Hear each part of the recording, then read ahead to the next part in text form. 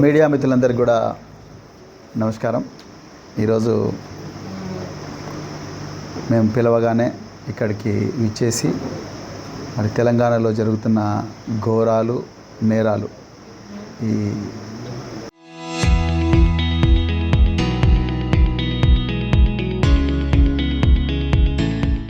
విషయాలని కూడా తెలంగాణ ప్రజలకు తెలియపరచడానికి ఇక్కడికి వచ్చినందుకు మీ అందరికీ కూడా హృదయపూర్వక ధన్యవాదాలు. మిత్రులారా, గత 3 రోజుల నుంచి తెలంగాణ రాష్ట్రాన్ని అతలాకుతలం చేస్తున్నది ఒక సంఘటన. ఇక్కడ మేము మాట్లాడుతున్నప్పుడు దీన్ని దయచేసి రాజకీయ కోణంలో చూడొద్దని చెప్పేసి నేను ప్రజలను, మీడియాను రిక్వెస్ట్ చేస్తున్నా. నేను ఈ Pet Basheerabad police station, Cyberabad commissionerate పరిధిలో మే 8 నాడు ఇష్యూ అయిన ఒక ఎఫ్ఐఆర్, ఆ ఎఫ్ఐఆర్లో ఒక మైనర్ బాలికను ఘోరంగా ఒక కేంద్ర హోంశాఖ సహాయ మంత్రి బండి సంజయ్ గారి కుమారుడైన బండి సాయి భగీరథ్ చాలాసార్లు ఆమెను లోబరుచుకొని ఒక మైనర్ బాలికను అత్యాచారం చేశాడని చెప్పి ఒక తల్లి కంప్లైంట్ ఇవ్వడానికి పోతే ఆమెను దాదాపు 5 గంటల పాటు నువ్వు కంప్లైంట్ చేంజ్ చెయ్యి, ఇందులో ఉన్నది పెద్ద వ్యక్తి అని చెప్పి పోలీసు వాళ్ళు రాత్రి 12 గంటల వరకు కూడా వెయిట్ చేయించి ఆమె కంప్లైంట్ రిజిస్టర్ చేయకుండా కేవలం అక్నాలెడ్జ్మెంట్ విడిచి పంపించారు. దాని తర్వాత మరి ప్రజాగ్రహం పెళ్ళుబుకితే ఇంకా వాళ్ళకు విధి లేక పాత డేట్తో మరి కంప్లైంట్ ఇచ్చిండ్రు. సరే, అది కంప్లైంట్ ఎఫ్ఐఆర్ వచ్చేసింది. ఎఫ్ఐఆర్ మీద రాష్ట్ర వ్యాప్తంగా, దేశవ్యాప్తంగా చర్చ జరుగుతున్నది. నిజానికి నిన్న దానికన్నా ముందు ఈ తల్లి కంప్లైంట్ తీసుకొని నాకు న్యాయం చేయండి మొర్రో అని చెప్పేసి వెళ్ళినప్పుడు ఈ కంప్లైంట్ ఎక్కడ తనిస్తుందో అన్న భయంతో వీళ్ళ కుటుంబాన్నే, బాధితురాలి కుటుంబాన్నే నేరస్తురాలిగా చిత్రీకరించడం కోసం కరీంనగర్ 2 టౌన్ పోలీస్ స్టేషన్లో ఈ కేసులో నిందితుడైన బండి సంజయ్ కుమారుడైన బండి సాయి భగీరథ్ కరీంనగర్ 2 టౌన్ పోలీస్ స్టేషన్లో ఈ అమ్మాయి నా నుంచి నాతో పాటు తిరిగింది. ఈ అమ్మాయితో నేను విజయవాడ కనకదుర్గ టెంపుల్ పోయినా, అరుణాచలం టెంపుల్ పోయినా, తిరుపతి టెంపుల్ పోయినా, రకరకాల ఫంక్షన్స్లో పాల్గొన్నా అని చెప్పి అసలు విషయాలన్నీ బయట పెట్టకుండా ఈ అమ్మాయి మీద బట్టగాల్చి మీదేసే విధంగా తను ఒక కంప్లైంట్ ఇచ్చిండు. వెంటనే పోలీసులు ఒక్క నిమిషం కూడా ఆలోచించకుండా కరీంనగర్ 2 టౌన్ పోలీసులు ఈ అమ్మాయి మీద, ఆ అమ్మాయి తల్లిదండ్రుల మీద 5 కోట్ల రూపాయలు డిమాండ్ చేస్తున్నారు, ఎక్స్టార్షన్ చేస్తున్నారు. కేంద్ర హోంశాఖ సహాయ మంత్రి బండి సంజయ్ గారి పుత్రుడినే ఎక్స్టార్షన్ చేస్తూ ఉన్నారు, బండి సంజయ్ గారినే ఎక్స్టార్ట్ చేస్తున్నారు అని చెప్పేసి కేసు పెట్టిండ్రు. ఆయన కొడుకు నిందితుడు. ఈ ప్రశ్న బండి సంజయ్ని అడగాలి. ఇవాళ పోలీసు వాళ్ళ మౌనం నిజానికి చాలా అనుమానాలు రేకెత్తిస్తూ ఉన్నది. తర్వాత బండి సంజయ్, ఈ అమ్మాయి వాళ్ళ తల్లి సంగప్ప అనే ఒక B6లో పనిచేసిన జర్నలిస్టు, ఇప్పుడు బీజేపీ అధికార ప్రతినిధిగా ఉన్నాడు. ఆ సంగప్ప అనే జర్నలిస్టు ఇప్పుడు అధికార ప్రతినిధి.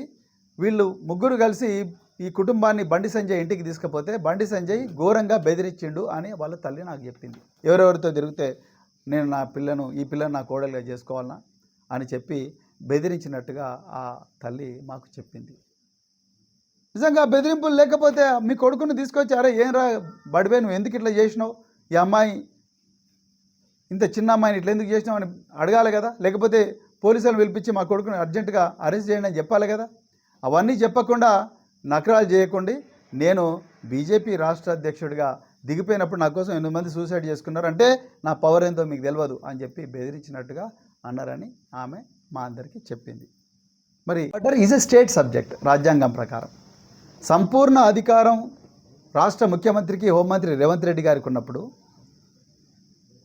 ఇవాళ రేవంత్ రెడ్డి గారు నిన్న నరేంద్ర మోడీ గారి సభలో బండి సంజయ్ గారి పక్కన కూర్చున్నారు. మీ ఉపన్యాసంలో మీరు ఏం చెప్పిన రేవంత్ రెడ్డి గారు, నా మిత్రుడు, నా ప్రాణమిత్రుడు Bandi Sanjay, my dear friend Bandi Sanjay అని చెప్పారు. ఇక మీరు ముఖ్యమంత్రి ఇప్పుడు ఎవరి మంత్రి కొడుకైతే అమ్మాయి జీవితాన్ని పాడు చేసిండో మల్టిపుల్ టైమ్స్, ఎంతమంది అమ్మాయిలు పాడు చేసిండో ఇంకా మనకు వివరాలు దాలే, ఆ వ్యక్తిని మీరు నాకు డియర్ ఫ్రెండ్ అంటే ఇంకా న్యాయం ఎక్కడ జరుగుతుంది? ఇప్పుడు మాకు అర్థమవుతున్నది, 3 రోజుల నుండి ఆ అమ్మాయి స్టేట్మెంట్ రికార్డ్ చేయకపోతే, ఆ అమ్మాయి తల్లి స్టేట్మెంట్ రికార్డ్ చేయకపోతే, ఆ తల్లి బిడ్డలను మేజిస్ట్రేట్ దగ్గరికి తీసుకుపోకపోతే, ఈ అమ్మాయిని ఎక్కడెక్కడైతే అత్యాచారం చేసినరో ఆ ప్రాంతాలకు మీ పోలీసు బృందాలు, డాగ్స్, క్లూస్ టీము ఇవన్నీ పోయి విలువైన ఆధారాలు ఏమైనా మిగిలింటే వాటిని సేకరించే ప్రయత్నం చేయకపోతే, ఇప్పుడు మాకు అర్థమవుతున్నది, మీరు లుకౌట్ సర్క్యులర్లు ఇవ్వకపోతే అన్ని విమానాశ్రయాలకు, మీరు బండి సంజయ్ని పిలిపించి అడగపోతే, ఆయన ఇంకొక 5 మంది పిల్లల పేర్లు చెప్పిండ్రు, 5 మందిని అడగపోతే, మరి ఇక మీరు my dear friend Bandi Sanjay అంటే ఇంకెక్కడ న్యాయం జరుగుద్ది అమ్మాయికి? ఒక్కసారి ఆలోచించాలి. ఇంకొకటి అడుగుతున్నాం, మేము 3 రోజుల నుంచి మొత్తుకుంటా ఉన్నాం, తెలంగాణ రాష్ట్రం మొత్తుకుంటా ఉన్నది, రాష్ట్ర వ్యాప్తంగా ఎన్నో ధర్నాలు జరుగుతూ ఉన్నాయి ఈ అమ్మాయికి న్యాయం చేయాలని. ఇంతవరకు సైబరాబాద్ పోలీసులు కానీ తెలంగాణ రాష్ట్ర పోలీసులు కానీ ఈ కేసు వివరాలు ఇవి అని ఎందుకు మీడియాకు వెల్లడించడం లేదు? ఈ కేసులో ఇంతవరకు పురోగతి వచ్చింది అని ఎందుకు వివరించడం లేదు? అంటే నిందితుడు కేంద్ర హోంశాఖ సహాయ మంత్రి కొడుకైనందుక, లేకపోతే మీ మీద కూడా కేసులున్నాయి, పొంగులేటి మీద కూడా కేసులున్నాయి, మా మంత్రుల మీదనే కేసులున్నాయి, అమ్మో వీళ్ళు తలుచుకుంటే బీజేపీ వాళ్ళు మా కేంద్ర ప్రభుత్వం మమ్మల్ని ఈడీ సిబిఐ పంపిస్తారని మీరు భయపడుతున్నారా? మీరే చెప్పాలి. రేవంత్ రెడ్డి గారు, మీరు మహాలక్ష్మి స్కీమ్ అన్నారు, గృహలక్ష్మి స్కీమ్ అన్నారు, మరి చిన్నపిల్లల సంగతి ఏంది? మహిళలను గౌరవిస్తున్నామన్నారు, మీ మంత్రివర్గంలో 2 మంత్రులు ఉన్నారు, మీ దగ్గర కూడా ఎంతోమంది ఎమ్మెల్యేలు ఉన్నారు, వీళ్ళెవరు ఎందుకు మాట్లాడతలేరు? మహిళా ఎమ్మెల్యేలు, మహిళా మంత్రులు ఉన్నారు, ఎందుకు మీరు మాట్లాడతలేరు? మీ తెలంగాణ కాంగ్రెస్, నిన్నైతే నాకు ఆశ్చర్యం వేసింది, మీ తెలంగాణ కాంగ్రెస్ తన ట్విట్టర్ హ్యాండిల్ నుంచి ఏం చెప్తుంది, బండి సంజయ్ ఘోరంగా చేసిండ్రు, వాళ్ళ కొడుకు కేంద్ర హోంశాఖ సహాయ మంత్రి కొడుకే ఇంత ఘోరంగా అత్యాచారాలు చేస్తుంటే ఎవరు ఏం చేస్తున్నారని మీరు తెలంగాణ కాంగ్రెస్ ఘోరంగా అద్భుతమైన శాంతి పద్ధతులు అని చెప్పి మీ ట్విట్టర్ హ్యాండిల్లో పోస్ట్ చేసిండ్రు. తెలంగాణ కాంగ్రెస్లో మర్చిపోయిన విషయం ఏంటంటే, అజ్ఞానులారా, సన్నాసులారా, మీరు మీ ఓన్ లెజిస్లేచర్ పార్టీ లీడరే ముఖ్యమంత్రి, ఇప్పుడు ఆయనే హోంమంత్రి, మీరు ఈ ప్రశ్న ఆయన అడగండి. నువ్వు ఎన్ని డ్రామాలు చేసినా కూడా నువ్వు బండి సంజయ్ని కాపాడలేవు. తెలంగాణ ప్రజల ముందర అయిపోయినావు, నువ్వు దోషిగా నిలబడ్డావు, నీ విశ్వసనీయత కోల్పోయినావు. రేవంత్ రెడ్డి గారు మీతో కాదు, మీరు హోంమంత్రిగా అట్టర్ ఫ్లాప్ అయినరు, ముఖ్యమంత్రిగా కూడా అట్టర్ ఫ్లాప్ అయినరు. ఒక డీజీపీ భార్యనే నగరం నడిబొడ్డున అత్యంత ఎక్కువగా భద్రత ఉన్న ప్రశాసన్ నగర్లోనే డీజీపీ భార్యను మర్డర్ చేసి పోయినరు అంటే ఇంకా ఏమున్నది? నేను నిన్న పోయినా ఆయనను పరామర్శించనికే, ఆ డీజీపీ గారిని. మొత్తం ఎక్కడ చూడు పోలీసులే, అడుగడుగునా పోలీసులే. మరి అలాంటి పరిస్థితిలో తెలంగాణ ఉందంటే ఇంకా మీరు హోంమంత్రిగా పాస్ అయ్యిందా, ముఖ్యమంత్రిగా అన్నీ ఫెయిల్.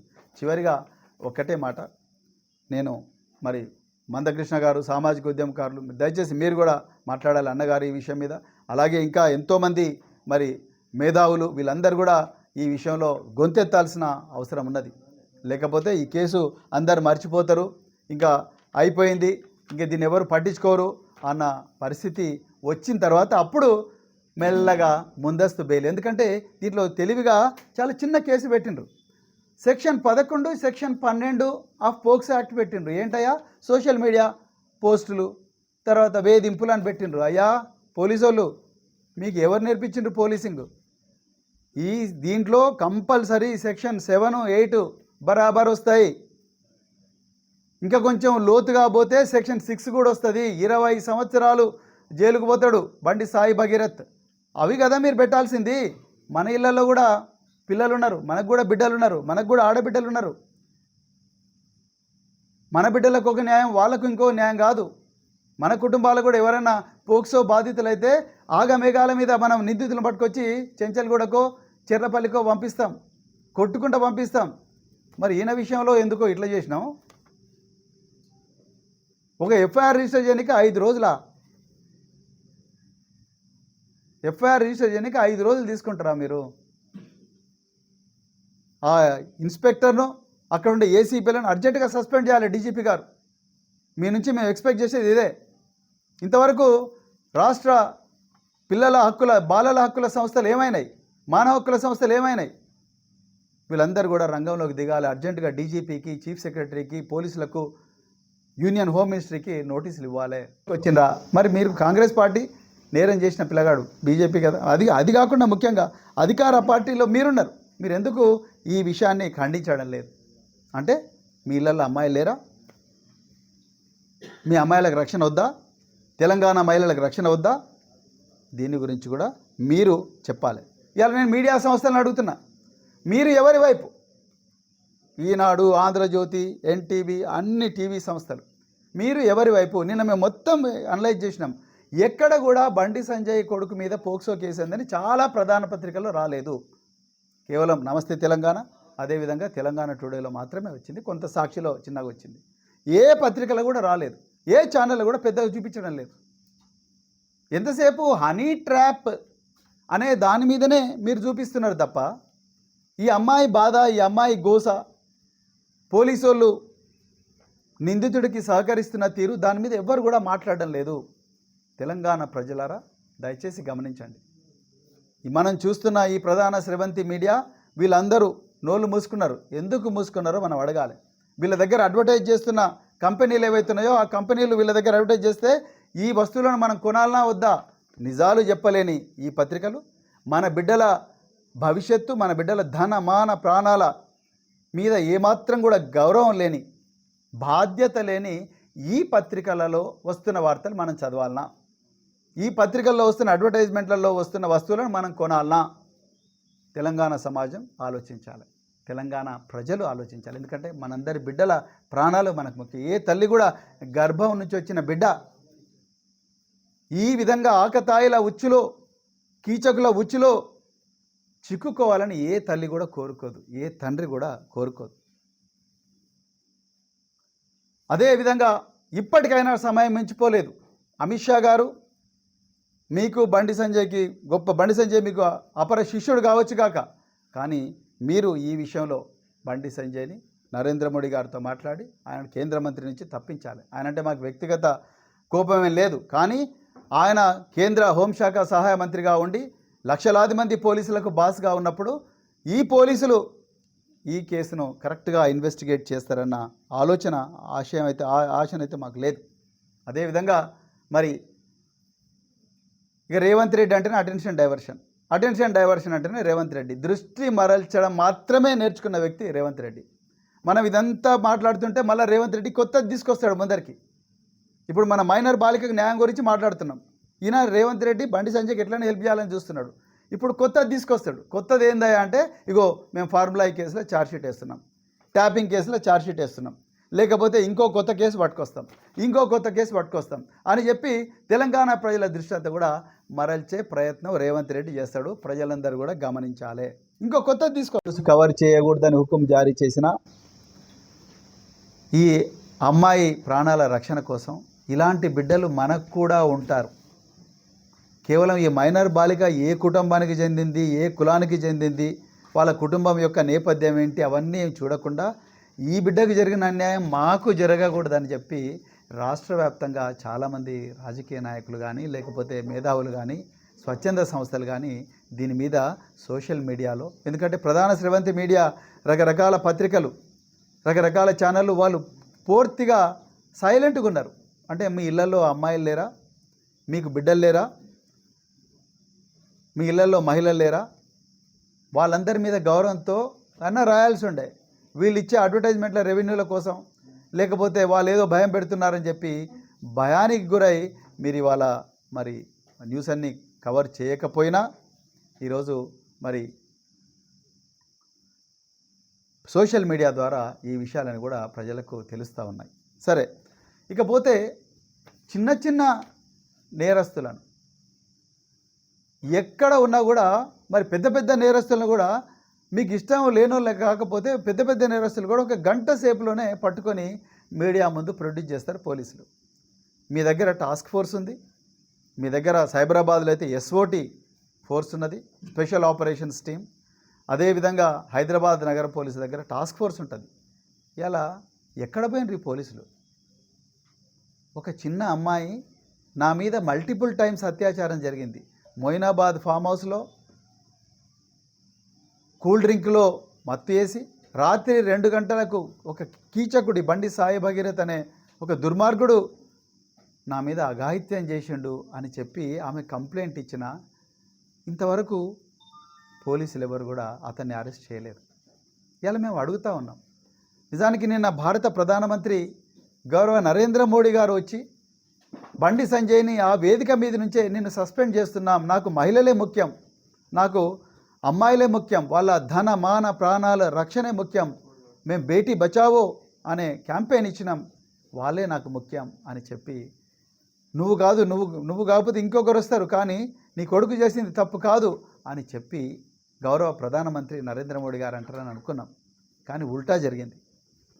నిన్న బండి సంజయ్ గారు, నేను ఆర్ఎస్ఎస్ కార్యకర్తను, నేను బాల్యంలో ఏబీవీపీ కార్యకర్తను, అదేవిధంగా నేను యువమోర్చాలో పనిచేసిన, దాని తర్వాత నేను బీజేపీలోకి వచ్చిన, రాష్ట్ర అధ్యక్షుడినైనా, నేను నరేంద్ర మోడీ వీర శిష్యుణ్ణి, నేను జై శ్రీరామ్ నినాదంతోనే ముందరికి వస్తా, నేను బరాబర్ నేను మీకోసమే వస్తా, నేను అందరినీ అన్న మిమ్మల్ని అందరినీ కూడా నేను చూసుకుంటా అని చెప్పి అన్నాడు. అంటే బండి సంజయ్ గారు మీరు ఏం వార్నింగ్ ఇస్తున్నారు? మా కొడుకు ఎన్ని చేసినా, మరి మీరు ఆర్ఎస్ కార్యకర్త అంటున్నారు, మీరు యువ మోర్చా కార్యకర్త అంటున్నారు, మీరు బీజేపీ నాయకుడు అంటున్నారు, మీ కొడుకు చేస్తున్నవి మీకు తెలియదా? మీ కొడుకు చేస్తున్న కార్యక్రమాల గురించి మీకు తెలియదా? 2023లో మీ కొడుకు ఘోరంగా సహ విద్యార్థిని కొట్టినప్పుడు ఆ రోజే మీరు దండించుంటే మీ కొడుకు ఈరోజు ఈ స్థాయికి వచ్చేవాడు కాదు. మీ కొడుకు మీరు పిలిచి చెప్పిండాలి కదా, నాన్న నేను హోమ్ మినిస్టర్ అయినా నా ఇజ్జత్ కూడా కాపాడాలి, ఇది చాలా ముఖ్యమైన పదవి అని చెప్పి నువ్వు నీ కొడుకును సంజాయించాల్సింది కదా, వాడిని ఎక్కడో దూరంగా పంపించాల్సింది కదా. అవన్నీ చేయకుండా మీరు ఉల్టా ఈ కుటుంబాన్ని బెదిరించిండ్రు. మీరు కూడా సహనిందితులే ఇందులో. ఇలా మాకు నిజంగా ఆశ్చర్యం వేస్తుంది. ఈ రాష్ట్రంలో శాంతి భద్రత మీద సంపూర్ణ అధికారం రేవంత్ రెడ్డి గారికే ఉన్నది. బెదిరించిండ్రు కాబట్టి ఆ అమ్మాయిని మళ్ళీ బెదిరించడానికే కరీంనగర్ 2 టౌన్ పోలీస్ స్టేషన్లో ఎఫ్ఐఆర్ బుక్ అయింది. అసలు ఎఫ్ఐఆర్ ఎవరిది బుక్ కావాలి? ఫస్ట్ ఈ అమ్మాయిది బుక్ కావాలి. ఇప్పుడు బీజేపీ సోషల్ మీడియా వాళ్ళు బండి సంజయ్ గారు మధ్యలో కులం తీసుకొస్తున్నారు. అయ్యా బండి సంజయ్ గారు, కులం ఈ చిన్న మైనర్ బాలికకి ఏం కులం ఉంటుందండి? బాధితురాలకి ఏం కులం ఉంటుంది? బాధితురాలకి ఏం కులం ఉంటుంది?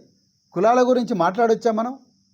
బాధితురాలకి ఏ కులం ఉంటుంది? నేను బీసీ నాయకుని కాబట్టి నన్ను ఇబ్బంది పెడుతున్నారు, నా ఎదుగుదలను ఓర్చుకోలేకపోతున్నారు. మీరు అదేవిధంగా కుల సంఘాల నాయకులతో మీరు మాట్లాడిస్తున్నారు.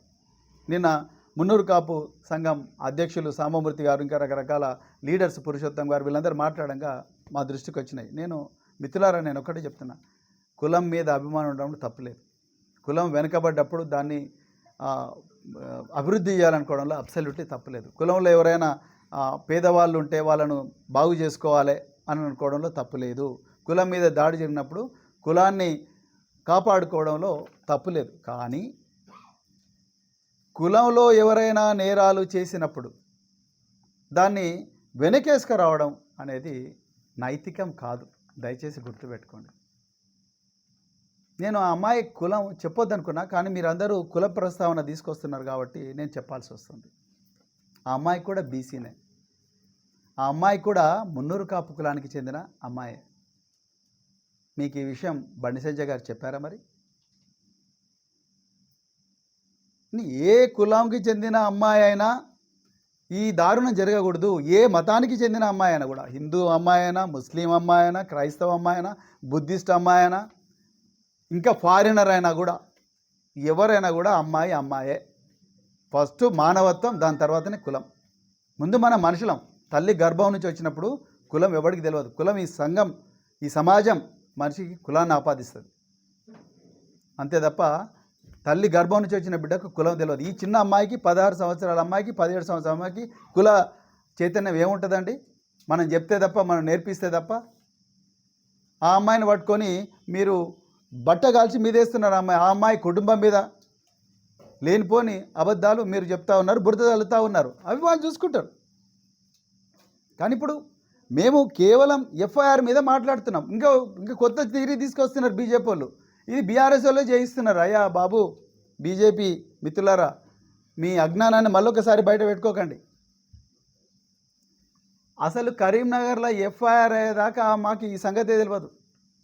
కరీంనగర్లో ఎఫ్ఐఆర్ ఎవరు చేసిండని చూస్తే బండి సంజయ్ కొడుకు ఫిర్యాదుదారుగా బాధితుడిగా ఎఫ్ఐఆర్ ఇచ్చిండు. అప్పటిదాకా మాకు తెలియదు. అప్పుడు అసలు బండి సంజయ్ కొడుకును హనీ ట్రాప్ వేయాలని, హనీ ట్రాప్ అంటే లైంగికంగా లోపరుచుకొని ఆయన నుంచి డబ్బులు గుంజాలని ఒక మహిళ, తర్వాత ఒక అమ్మాయి, తర్వాత వాళ్ళ కుటుంబం అంతా కూడా ప్రయత్నం చేస్తుంది. హనీ ట్రాప్ అని మీరు థియరీ తీసుకొచ్చి ఆ ఎఫ్ఐఆర్ కాపీ మీరు సర్క్యులేట్ చేస్తుంటే అప్పుడు అసలు విషయం బయటపడ్డది. అంతవరకు మాకు తెలియదు ఈ విషయం. మీరే కదా, మీ బండి సాయి భగీరథే చెప్పిండు. నేను అమ్మాయితోని విజయవాడ పోయినా, తర్వాత ఇక్కడ పోయినా, అక్కడ పోయినా, రకరకాల చెప్పిండు. అంత చిన్న అమ్మాయి మీద అసలు ఎఫ్ఐఆర్ బుక్ చేయడానికి మీకు చేతులు ఎట్లు వచ్చినాయి బండి సంజయ్ గారు?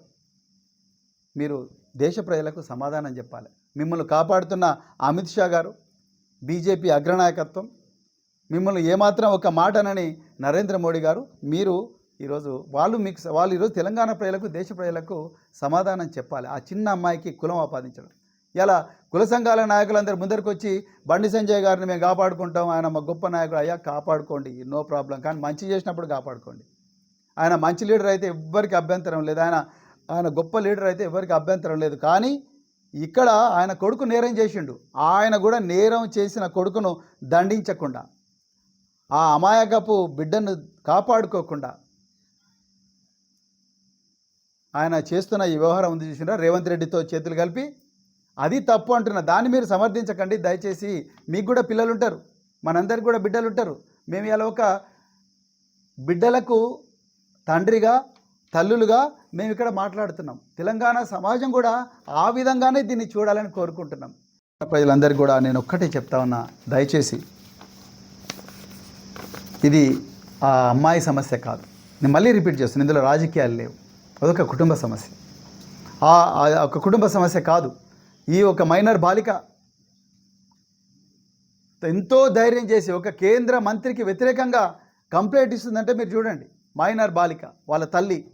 అలాంటి కుటుంబానికి ఈరోజు తెలంగాణలో ఉండే ఈ కోటి కుటుంబాలు బాసటగా నిలబడాల్సిన అవసరం ఉన్నది, రాజకీయాలకు అతీతంగా.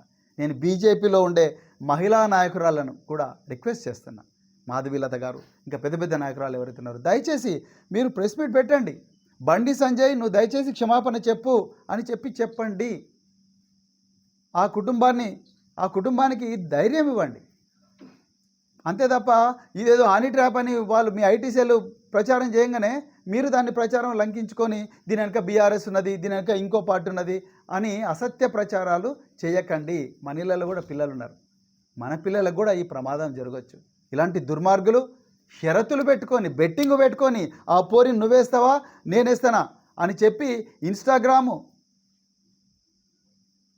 స్నాప్చాట్లో పింగులు చేసుకుంటూ ఈ అమ్మాయిలను బుచ్చిలో పడేసి, వలలో పడేసుకొని ఆ అమ్మాయిల మీద ఘోరంగా అత్యాచారం చేసిన దుర్మార్గులు వాళ్ళు ఏ పార్టీలను కూడా వాళ్ళని శిక్షించాల్సిందిగా నేను డిమాండ్ చేస్తున్నా. బీజేపీలో ఉండే మహానాయకులు కూడా నేను డిమాండ్ చేస్తున్నా.